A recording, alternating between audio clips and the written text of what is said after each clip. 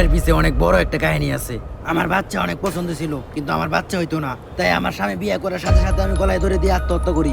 আমার আত্মা আর মুক্তি পায় না, এই জঙ্গলেই থেকে যায়। আর এরপর থেকে যদি কারো বাচ্চা হইতে দেখতাম তাহলে আমি অনেক খুশি হইতাম। কিন্তু আমি একদিন যা দেখলাম। আসো, তুমি কিছুক্ষণ রইতে দাঁড়াও। যেহেতু তুমি প্রেগনেন্ট, তোমার ভিটামিন ডি এর একটু দরকার আছে। এখন দুপুরে 1টা বাজে, এই ঠাডা পড়া রোদের মধ্যে ভিটামিন ডি দিব তোর কোন বাপে?